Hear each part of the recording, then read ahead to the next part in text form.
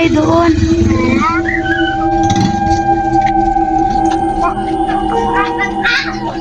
Ah!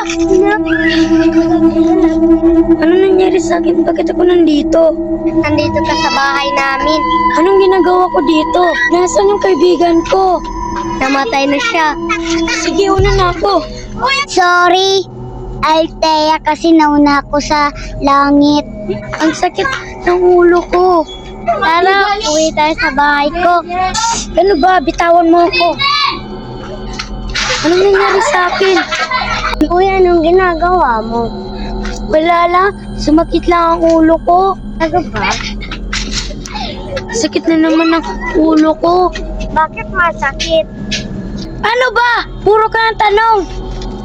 Ano na naman ang nangyayari sa akin? Ano na naman to? May ginto mo ba akong bad?